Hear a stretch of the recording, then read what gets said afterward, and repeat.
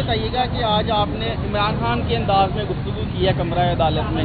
آپ نے یہ بھی کہا کہ 2 گھنٹے آپ کو وہاں پہ بٹھائے رکھا, تفتیش ہوئی. اس 2 گھنٹے میں کیا تفتیش ہوئی آپ سے؟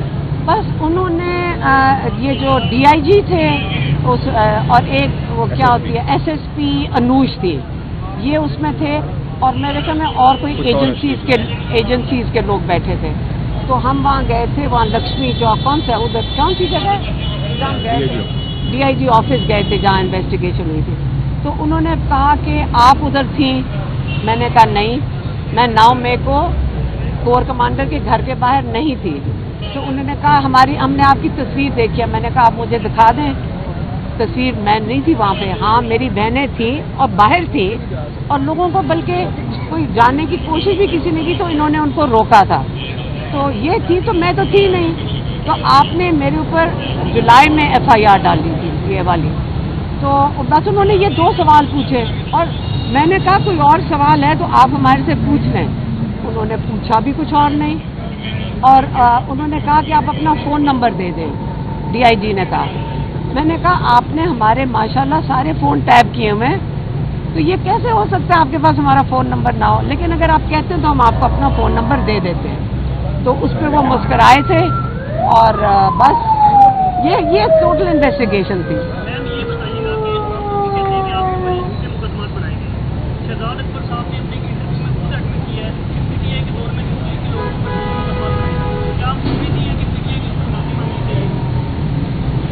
کون سے دوسرے مقدمے؟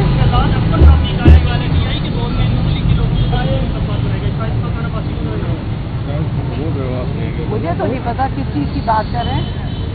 میں صرف یہ کہہ سکتی ہوں کہ یہ اس وقت ہمارا امتحان نہیں ہے. یہ امتحان تو ہماری ججز کا ہے, ہماری انویسٹیگیشن جو پولیس والے ہیں, یہ ان کا امتحان تو انہی کا ہی ہے. ہمیں اس کی عادت نہیں ڈالنی چاہیے کہ عوام کو انصاف نہیں ملے گا. ہم ہمیشہ ان کی عزت کرتے ہیں. ہم نے آج تک کبھی کسی جج کی, کسی پولیس والوں کی, ہم کبھی نہیں ان کی توہین نہیں کرتے, کیونکہ ہمیں آخرکار امید تو ہے نا کہ انصاف ملے گا.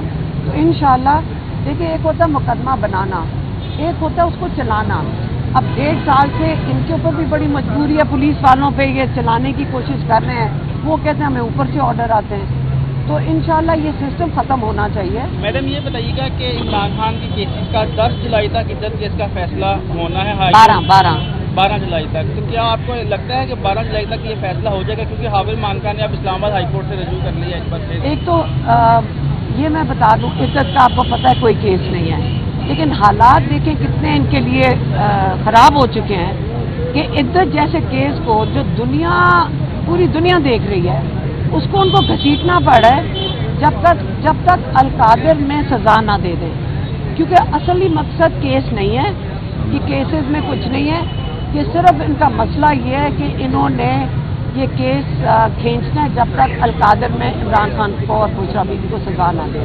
آج یہ کہا وہ پولیس والوں نے کہ آج انویسٹیگیشن آفیسر اس لیے نہیں پیش ہو سکا کیونکہ رات وہ بہت محنت کر رہا تھا یہ کیس تیار کرنے کے لیے, اور وہ کیونکہ رات بہت لیٹ ہو گیا تو وہ ابھی تک انویسٹیگیشن آفیسر سو رہے ہیں.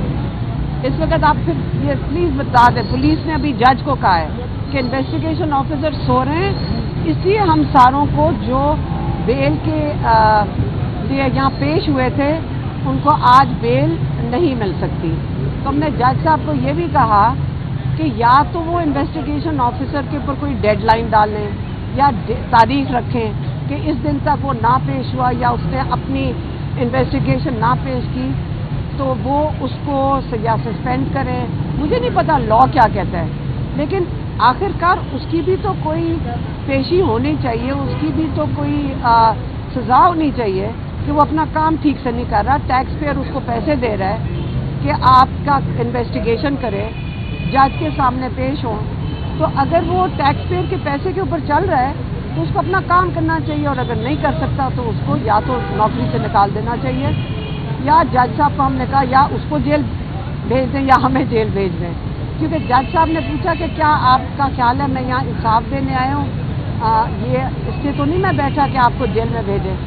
میں کہا لیکن ہم کیوں سارے یہ امید لگا کے بیٹھے کہ ہم 250 لوگوں کو آپ نے جیل میں ڈالنے کے لیے آئے ہیں، تو لیکن ہم تیار ہیں، آپ بس انویسٹیگیشن مکمل کریں اور جو آپ فیصلہ کرنا چاہتے ہیں ہمیں قبول ہے، لیکن ہم امید رکھتے ہیں کہ اب جج صاحب نے کہا تو ہے کہ وہ انویسٹیگیشن آفیسر کو بلا کر اس کے اوپر کوئی ڈیڈ لائن ڈالیں گے کہ اگر اس دن تک نئی انویسٹیگیشن ہوئی تو وہ ہمیں بیل دے دیں، تو انشاءاللہ اسی کی امید رکھی ہوئی ہے کہ انصاف ملے گا جج صاحب سے۔